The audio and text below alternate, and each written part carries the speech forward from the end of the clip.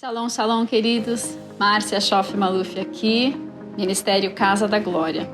Sejam muito bem-vindos ao nosso seminário Sinais do Apocalipse. São várias aulas e nós vamos abordar temas como a segunda vinda de Cristo, os sinais da segunda vinda de Cristo, sinais da consumação da era, sinais atuais que nós estamos vendo, que lógico estão na palavra, mas que nós já vemos na nossa atualidade. Estudaremos também escatologias extrabíblicas ou apócrifas, como por exemplo a escatologia islâmica e a escatologia rabínica. Coisas importantes para nós sabermos e nos prepararmos como noiva de Cristo para a sua vinda. E aí, estão preparados? Vamos lá? Não se esqueça de se inscrever.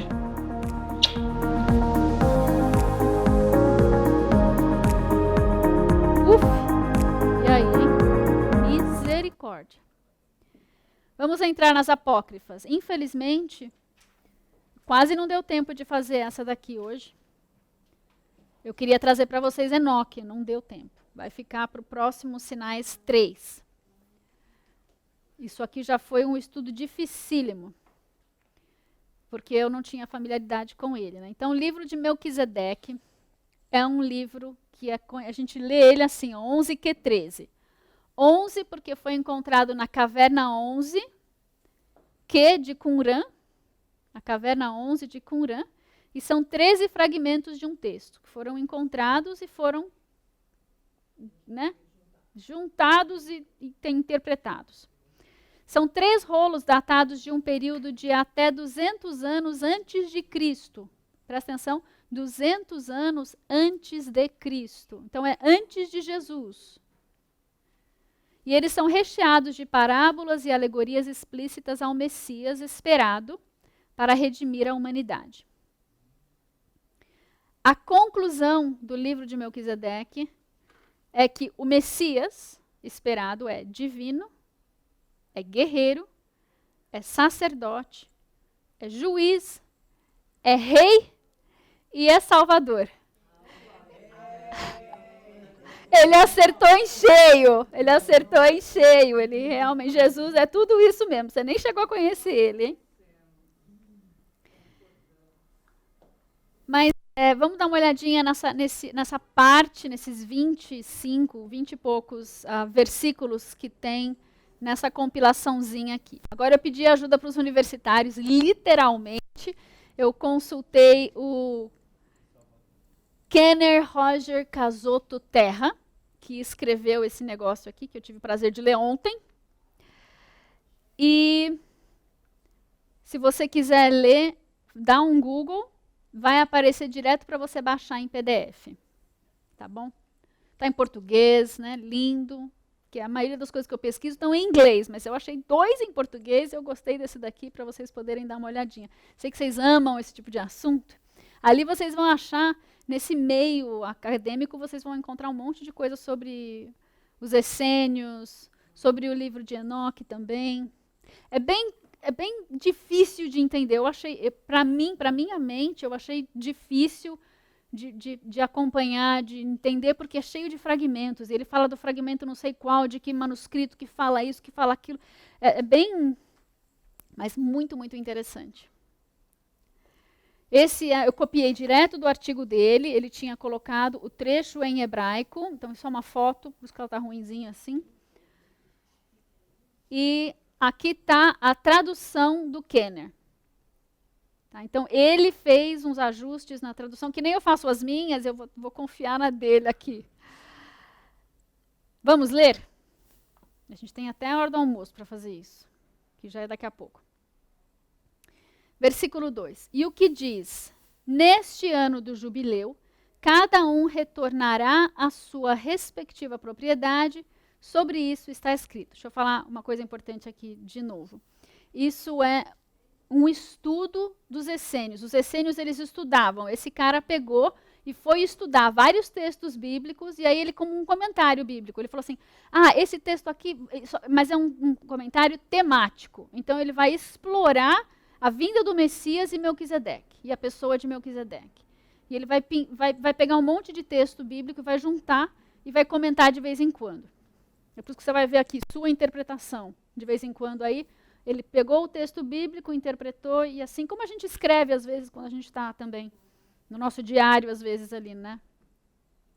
Então ele começa analisando o ano de jubileu, ele fala do ano de jubileu, então ele está em Levítico 25, 13 e Deuteronômio 15, 2. Ele vai lá, nesse ano do jubileu, ele está projetando no ano de jubileu dele, contando lá de Daniel, e ele está chegando. Lembra os 500, os 490 anos lá do Artaxerxes, escrito por Daniel? Ele está pensando nisso também, assim como aquele rabino mais para frente, ele está pensando nisso. Cada um retornará à sua respectiva propriedade, sobre isso está escrito. Esta é a maneira de remissão, todo credor fará remissão do que tiver emprestado ao seu próximo. Não pressionará o seu próximo nem o seu irmão, porque proclamou a remissão para Deus. Sua interpretação para os últimos dias sobre os cativos dos quais... Você vai ver que tem um monte de lacuna, então às vezes não faz sentido, tá? Sua interpretação para os últimos dias sobre os cativos dos quais e cujos mestres têm sido ocultados e em segredo da herança de Melquisedeque, porque eles são herança de Melquisedeque, que retornará a eles, que Melquisedeque retornará a eles. Então, para tudo aí. Versículo 5, versículo 4 primeiro, ele está falando dos últimos dias. Para eles são os últimos dias, e eles ainda estão sob Roma, ainda tem cativeiro, ainda tem gente voltando, ainda, né, estão numa situação onde eles estão esperando o Messias para livrá-los de Roma.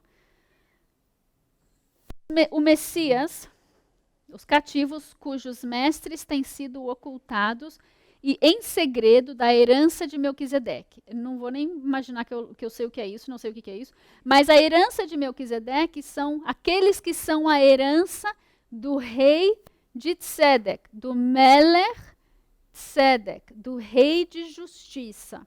São os santos, entre aspas. Os santos, como dizem Daniel, dos judeus. Os que estão esperando a vinda do Messias, os que estão praticando direitinho a lei, estão seguindo, né?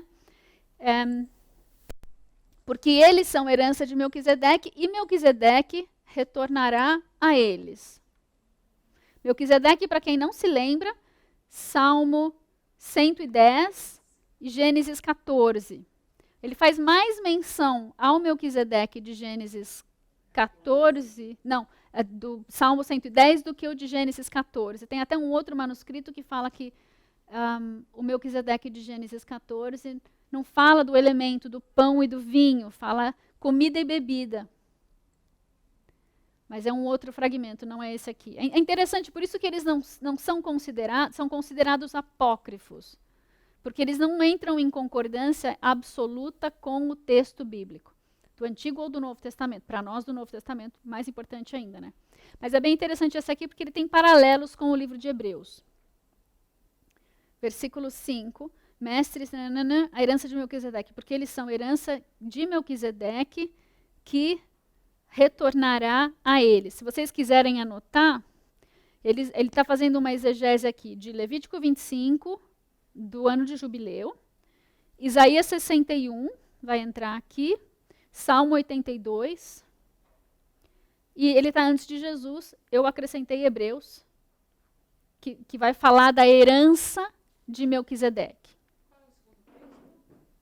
Em relação à herança de Melquisedeque, Isaías 61, 7, Salmo 82, 6 e Hebreus 6, um monte de versículo que fala da herança de Melquisedeque. Hebreus, lembrando, foi escrito depois. Desses versículos 4 a 8, ele menciona Melquisedeque. Ele está trazendo isso, não tanto de Gênesis 14, mas também, e Salmo 110 e Hebreus, eu acrescentei aqui, 5, 6 e 7. Versículo 6. Retornará a eles, e proclamará para eles, para quem ele volta, para esses que são a sua herança, para esses que estão cativos, e proclamará para eles liberdade para salvá-los da dívida, está falando de ano de jubileu, né? E de todas as suas iniquidades. Olha só que interessante. Esse é Isaías 61, de 1 a 3, certo? Ele vem, ele proclama a liberdade aos cativos, ele vem expiar ou salvar, não está escrito espiar, está escrito salvar das suas iniquidades. E isso sucederá quando? Quando é que o Messias vai fazer? Quando é que Melquisedeque vem? Na semana, versículo 7.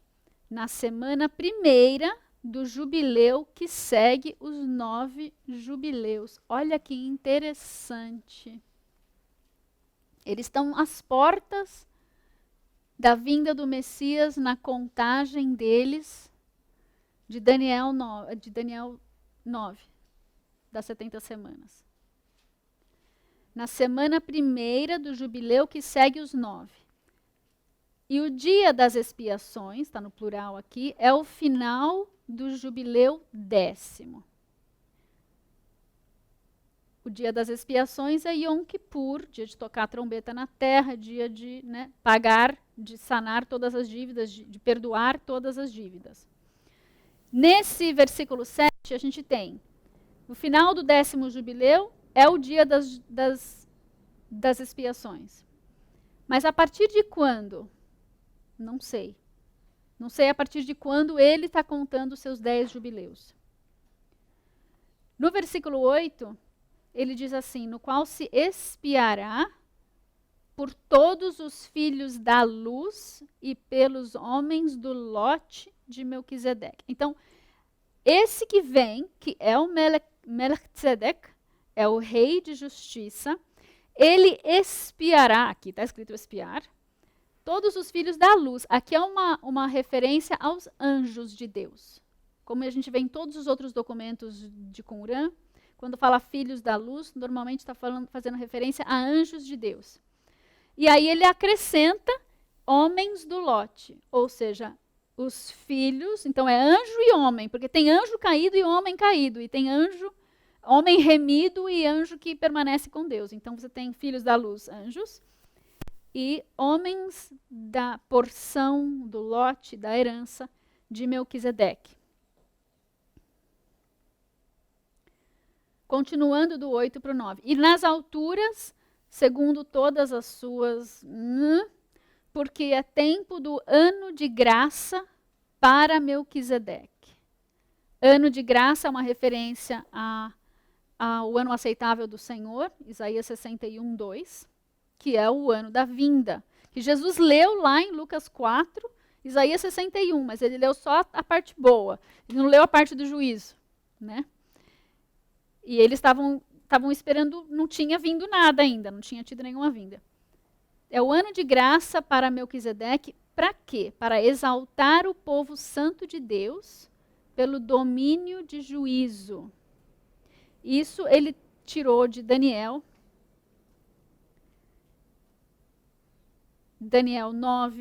7, versículo 9, 13. Se você colocar esse texto impresso, depois for ler o que está na Bíblia, você vai ver toda a vinda do Filho do Homem, Daniel na presença de Deus, na congregação, subindo, tomando o domínio do reino, Daniel 7. Ele continua. Como escrito sobre ele nos cânticos de Davi. Então ele vem para exaltar o povo santo de Deus pelo domínio de juízo. Então haverá um domínio que será tomado por juízo. Mas ele vem e ele exaltará o povo de Deus. E Davi fala dele, Elohim se ergue na Assembleia de Deus, no meio dos deuses julga. Exatamente como está no Salmo 82, versículo 1. Deus vem e ele julga. E ele se ergue, se levanta na Assembleia. Do alto, olha que interessante, e sobre ele diz, do alto retorna, Deus julgará os povos. Retorna. Julgará os povos. E o que diz? Até quando julgareis injustamente e guardareis consideração aos malvados? Também é uma citação de Isaías, de Salmo 82, 2. Até quando você vai fazer isso? Tipo, a gente está te esperando. O ano da graça está aí. A gente já está no último jubileu.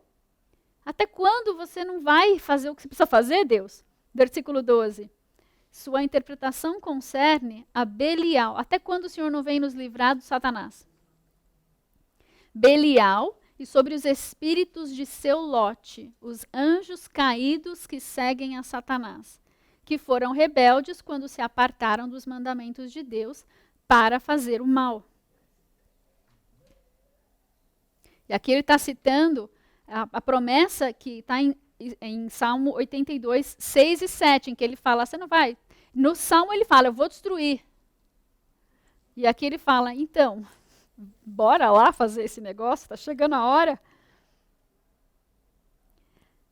13. E Melquisedeque executará a vingança dos juízos de Deus nesse dia. Ou seja, Melquisedeque é aquele filho do homem que está lá em Daniel 7, que vem para executar esse juízo, que recebeu o domínio para executar o juízo e a vingança. Nesse dia, no dia das expiações, no fim, na era da graça, no ano da graça, no fim do 10º, no 10º jubileu dele aqui. E eles serão libertos das mãos de Belial e das mãos de todos os espíritos da sua porção, do seu lote. 14.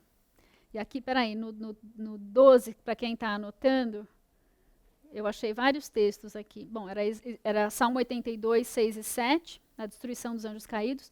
E eu fiz um paralelo aqui na nossa conexão Apocalipse. Apocalipse 12, 4, né?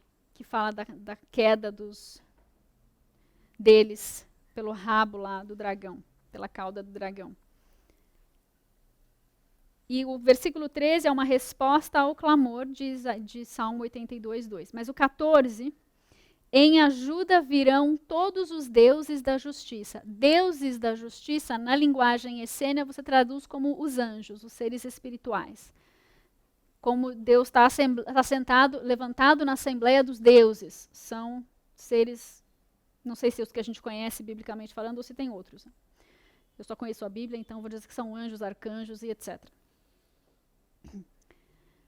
Em ajuda virão todos os seus deuses da justiça, os anjos de justiça, os filhos da luz, e é ele que, todos os filhos de Deus, está perdida essa porção aí, mas os anjos vão ser enviados para guerrear a favor dos santos, a gente já sabe que isso é verdade. Versículo 15, esse mesmo é o dia de paz, que disse pelo profeta Isaías. Esse é o dia de paz, esse é o dia, quando Isaías profetiza, em Isaías 52. Agora ele vai entrar em Isaías 52. Quando ele diz assim, quão formosos são os pés daqueles que anunciam a boa nova, é aquele que anuncia a boa nova, é o Messias.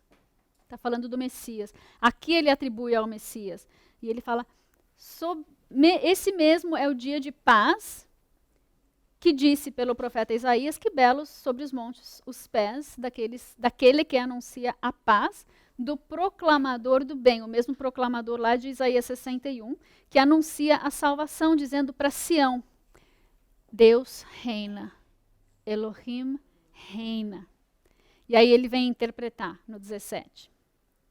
Então aqui no 16, Isaías 52, 7, quão formosos são os pés do que anuncia as boas obras, e proclama a paz, e no restante do 7 ele fala assim, que faz ouvir a salvação, que diz a Sião, o teu Deus reina. E olha, só para você ter uma noção, Isaías 52, ele é uma profecia escatológica, brilhante, fala das duas vindas. Começa falando da segunda vinda, e no finzinho tem 2 versículos atribuídos à primeira vinda. Para você ver como para eles era complicado entender que eram 2 vindas. Porque o texto de Isaías, as profecias messiânicas, elas são todas entrelaçadas. E você vê primeira vinda, segunda vinda, primeira vinda, segunda vinda. Leia Isaías com novos olhos.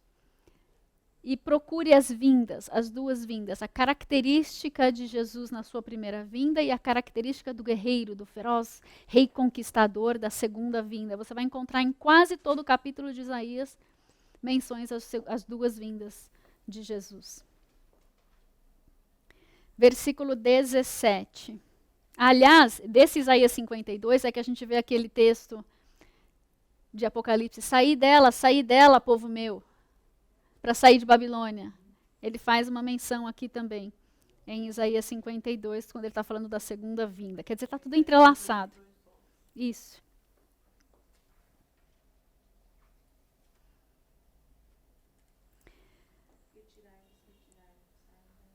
sua interpretação. Esses montes, então ele fala assim, quão belos, quão formosos são os pés dos que estão sobre os montes, né? Os montes, ele diz que são os profetas. Então, quão belos são os pés? Os pés são do Messias, que anuncia. O Messias está sobre os montes. O Messias libera a sua palavra e os montes proclamam. Olha que coisa bonita. Os montes são os profetas. 18. E o proclamador é o ungido, do qual falou Daniel, o Bar-Enash de Daniel, o filho do homem. Até o ungido, um príncipe. Aí ele joga para Daniel, capítulo 9, lá no texto das 70 semanas. Daniel falou sobre até o ungido, um príncipe serão 7 semanas. E o proclamador do bem, que anuncia a salvação, é aquele do qual está escrito. O que anuncia a salvação, tanto aqui, como no Salmo 82, como em Isaías 61.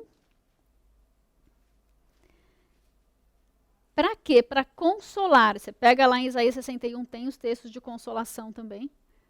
É aquele do qual está escrito que para consolar, para que sejam instruídos em todos os tempos. Consolar também é instruir, tirar da ignorância. E são instruídos em todos os tempos. Em verdade, perdeu o pedaço do texto aqui. Apartado de Belial retornará, também um monte de pedaços faltando. Nos juízos de Deus, conforme se diz, dizendo a Sião, reina Elohim. Sião, ela, olha o que é Sião aqui. Ela é a congregação de todos os filhos da justiça. Quem é Sião? Veja a ponte que ele faz com a Nova Jerusalém aqui. Não é só Sião terrena. Ele está pensando em Sião terrena, mas ele está pensando em era messiânica, que muda tudo aqui na Terra. Essa mudança a gente sabe vai acontecer na Terra com a fusão das dimensões e a descida da Nova Jerusalém. Sião é a Nova Jerusalém. Não, Sião é a congregação. Aqui, ó, versículo 24.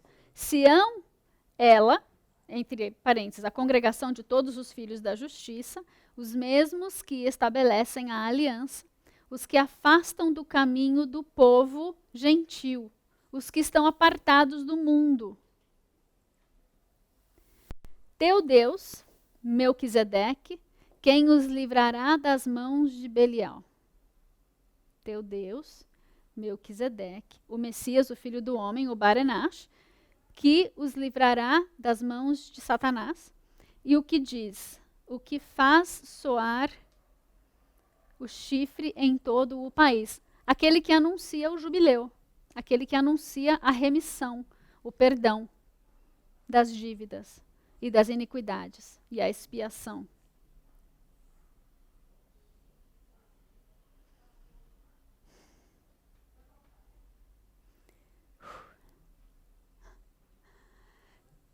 Há alguns especialistas no assunto, quando juntam todos os textos, os outros fragmentos de Qumran, eu diria que isso é uma dificuldade de crer em Jesus como Messias. Precisa achar uma outra saída. Ele não pode ser, o Messias não pode ser divino. Então eles atribuem esse sobrenatural de Melquisedeque ao anjo Miguel. Em muitos desses estudiosos, toda vez que eles leem ou Melquisedeque ou alguns outros nomes que eu não vou me lembrar agora, dizem respeito a Miguel, ao arcanjo. Mas eu não tenho nenhuma dificuldade em enxergar Jesus aqui, apesar de ter sido escrito 200 anos antes da sua chegada. Enfim, um pequeno vislumbre de uma escatologia, de como será a escatologia dos olhos dos essênios, algo escrito antes até mesmo da primeira vinda de Cristo. E eu tinha material até o almoço até aqui. Essa vai ser uma promessa para a próxima, não vai ter hoje. Não vai, puff. Ele é muito denso, eu já estudei muito o livro de Enoque, não curto muito, mas eu acho interessante. E fazer uma compilação da escatologia, eu vou pedir ajuda para os universitários, eles podem compilar para mim, mas eu preciso achar um material que eu consiga enxergar, porque eu tenho o livro de Enoque aqui. Eu preciso enxergar o que a pessoa... Esse daqui eu não tenho, né? Então eu confiei totalmente nos universitários. Mas o livro de Enoque eu tenho, então eu consigo ler em alguns idiomas. Mas me conhecendo, isso tomaria muito, muito tempo. Enfim. Não, eu tenho uma certa dificuldade de ficar nadando no raso. Tem perguntas? Se vocês quiserem 5 minutinhos para perguntas, nós podemos. Márcia, quando você fala ali dos anjos de justiça, pode ser também o anjo que veio, essa é a referência bíblica, que veio sobre o Antigo Testamento e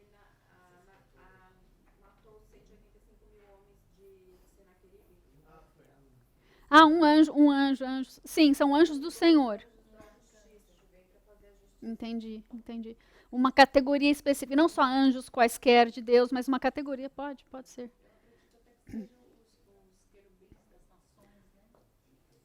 Podem ser. Eu não sou expert em angiologia, eu só sei que eles existem, que Deus manda. Executar o plano da justiça de Deus sobre as nações, né? Sim e amém. Assim, baseado no que Hebreus fala. Pedro. Preciso tossir. Preciso limpar minha garganta. Não quero fazer isso nos...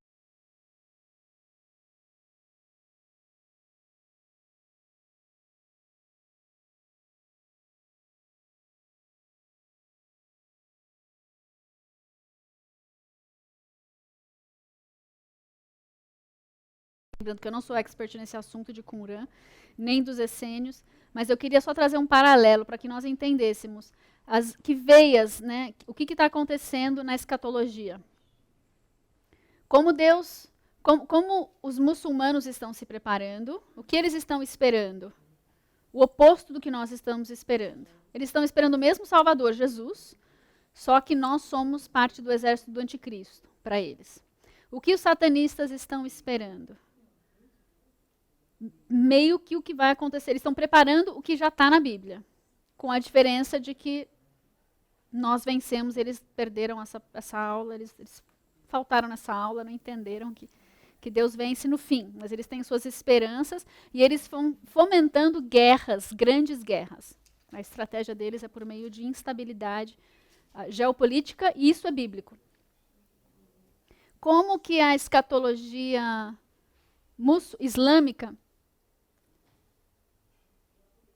entra dentro da escatologia satânica, né? O islamismo contra o sionismo na Terceira Grande Guerra.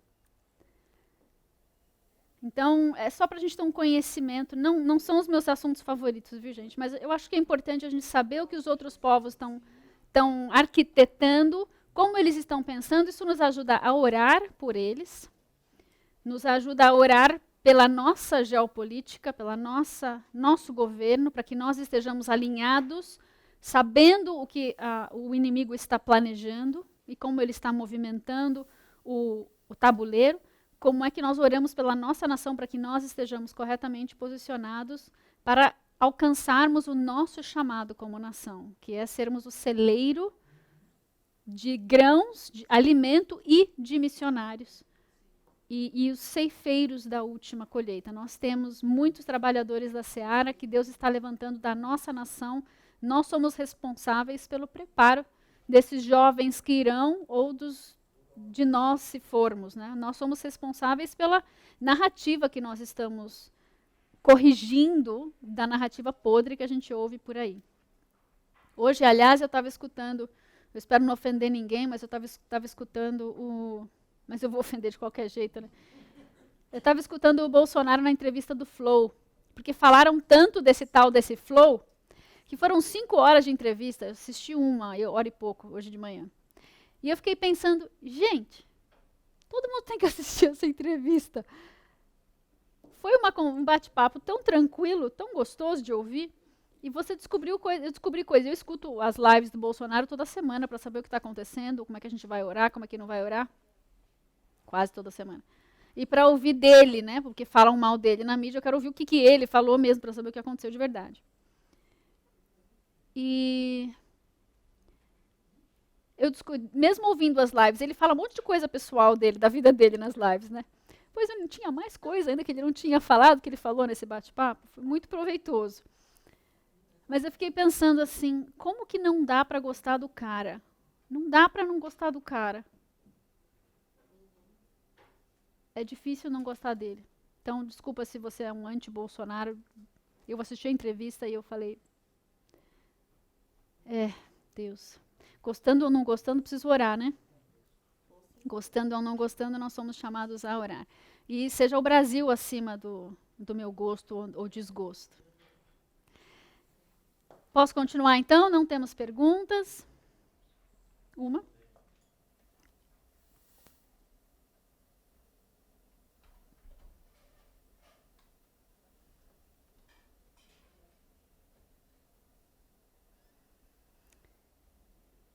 Sinceramente, o que você acha que passa na mente de uma pessoa que segue o satanismo, por exemplo? Eles sabem que estão no caminho errado ou têm completa convicção de que estão certos? Eu acho que são duas coisas aqui. Tem aqueles que sabem e escolhem, eles têm livre-arbítrio para isso, eles escolhem as trevas e eles têm talvez alguma esperança de que essas trevas não sejam como a Bíblia diz. Porque tem muita distorção bíblica dentro do satanismo. Por exemplo, os livros do Daniel Mastral. Quando a gente leu com um monte de intercessor, e eu li com a minha Bíblia do lado. Então, o meu livro que eu nunca mais achei, acho que eu emprestei para alguém, eu nunca mais achei. Eu rabisquei ele inteirinho, com a Bíblia do lado, refutando tudo aquilo que tinha mínima torção. Então, foi muito proveitoso, porque eu sabia exatamente onde estava o problema. Mas não é todo mundo que lê assim. E o livro, ele conta como ele foi doutrinado. Logo, o livro doutrina também. Se você deixar, ele te doutrina. Porque, infelizmente, até chegar à parte da libertação, você já entrou no engodo se você não testar coisa com coisa. E as pessoas que entravam ali, estavam ali porque queriam poder. E o anseio pelo poder, pelo poder você sacrifica outras coisas. E a crença no pós-vida faz parte do culto satânico, faz parte do espiritismo, faz parte da nova era. Se há alguma coisa depois e eu estou no comando disso, ninguém vai julgar por mim, são os meus atos, e eu creio que eu estou fazendo algo certo, você está fazendo sacrifícios por algo que você vai conseguir em vida e depois também na próxima. Então, existem os que sabem que estão enganando e existem os que estão sendo enganados. É um número menor dos que realmente sabem, mas depois que você entra, o problema é que para sair o engodo é tão grande e a opressão é tão forte que a pessoa ela não consegue ir buscar. São poucos que conseguem ir para uma igreja e encontrar um grupo de pessoas que as possa ajudar a sair desse. É uma areia movediça, não é um lamaçal, é uma areia movediça. Ela te puxa para baixo e, se puderes, te matam antes de deixar você ser salvo. Então, eu digo, gente, não vai experimentar para ver como é, não precisa. Não precisa, por exemplo, a gente fala coisas bem básicas, né, da nova era que entraram para corromper a igreja. Uma coisa básica, yoga. Pronto, já gera uma convulsão, porque é uma ginástica legal. É uma estratégia das trevas escrita por eles. Eu vou ainda achar quem escreveu isso, porque eu assisti o vídeo um dia desse de um cara que participou da reunião onde eles falaram, vamos introduzir as práticas místicas orientais na sociedade. Porque mesmo 50 anos atrás, yoga era uma coisa tabu, porque ela era de uma coisa mística oriental que era meio escusa. Eles tiveram de pintar de uma maneira bonita, introduzir na sociedade até que entrasse dentro da igreja. Cada posição da yoga, eu não falo de cátedra, mas a minha mãe foi professora de yoga, então eu sei um pouquinho. Ela fez yoga enquanto eu estava na barriga dela. Você não imagina o tanto de libertação que eu tenho que fazer por causa disso. Nem fiz nada. cada posição, cada postura da yoga é uma invocação a um demônio. Então, a partir do momento que você sabe disso, você pode dizer não. Aí você vai, limpa, faz faxina, né? Mas e quem não sabe? E quem faz achando que é uma ginástica? Vai fazer pilates, vai fazer uma academia, vai fazer um alongamento. Não precisa fazer algo que é chique, que vai meditar, vai esvaziar sua mente, vai te encher de demônios. Mas para isso nós temos de buscar. Para conhecer, nós temos de buscar o conhecimento. Né? Buscai e achareis. Está falando de Jesus sim, mas buscai também o conhecimento. Meu povo perece por falta de conhecimento. Por falta de conhecimento dele e dos seus princípios, que são as regras e os muros que Deus estabelece para nós não atravessarmos, são cercas de proteção. Ele está protegendo os seus filhos. Então, quando Deus diz, não põe o dedo na tomada, ele não está sendo chato, turrão, e não está te podando. Ele está te protegendo porque ele sabe que existe um negócio invisível chamado eletricidade que vai te eletrocutar. E você não está vendo, não tem cheiro, não tem cor, mas a hora que você botar o dedinho ali vai te machucar. Os princípios da palavra não foram feitos para ser violados e testados. Foram feitos para nos proteger. Você quer conhecer como funciona? Pergunta para ele. E pergunta para quem já passou. Não precisa ir você experimentar. Porque tem coisas que são como uma queda de um 14º andar, que eu sempre uso esse exemplo, né, que eu moro no 14º andar. Se eu me jogar do 14º andar porque eu não creio na lei da gravidade, eu vou me esborrachar lá embaixo. Mas existe uma lei, eu vou procurar entender por que eu não posso pular. Porque existe um princípio físico. As leis espirituais são assim, são princípios espirituais. Se eu violo, haverá uma consequência. No caso da gravidade, eu vou me esborrachar lá embaixo. No caso da tomada, posso morrer ou posso, né? Pode ser extremo o dano ou não, são consequências diferentes. Mas por isso nós precisamos conhecer a palavra de Deus, o manual do fabricante, para nos conhecermos a Ele, conhecermos os princípios e estarmos seguros e podermos ensinar essa segurança para os outros que estão ao nosso redor. Porque se as pessoas não sabem o que estão violando, como vão deixar de violar? É como se não houver quem pregue, como conhecerão a Cristo? Tem que ter quem pregue, tem que ter quem ensine, tem que ter quem cuide. E nós estamos aqui para isso, certo? Tem mais alguma pergunta? O almoço está chegando, né? O mesmo poderia, da yoga, o mesmo poderia dizer para artes marciais? O mesmo princípio se aplica a tudo que nós temos na nossa sociedade hoje. Artes marciais. Vá descobrir a origem. Não vou falar para você o que você deve ou o que você não deve fazer. Mas vá descobrir a origem, onde nasceu, por que nasceu, como chegou aqui. E se for uma coisa espiritual, procure. Eu quero lutar. Sei lá, vai fazer Krav Maga. Acho que Krav Maga não sei. Uma coisa que você não tenha que reverenciar um fulano do passado, porque é uma forma de adoração. Mas eu não estou adorando, mas... Foi inspirado por quem? Deuses pagãos? Pergunte para o Espírito Santo. Sempre falo, se crente que é crente sabe ouvir o Espírito Santo. Sem ouvir o Espírito Santo, você não tem como nem ler as Escrituras direito. Então, precisamos aprender a perguntar tudo para o Espírito Santo. Nosso chamado é sermos dependentes. Quanto mais dependentes, mais livres e mais maduros nós somos. É o inverso do que o mundo prega. O mundo prega que nós temos de ser independentes. Adão foi independente ao comer do que não deveria ter comido. Era só ter... Fala, aguenta aí, Eva. Pai! Pronto. Dependência gera proteção. Nós precisamos aprender a sermos mais dependentes de Deus. Mas para isso, termos de ouvir. Se a gente não ouve, não tem como ser dependente. Se a gente não estuda, não tem como. Não tem como se render. Né? Nos nossos últimos dias, a gente tem um chamado aí de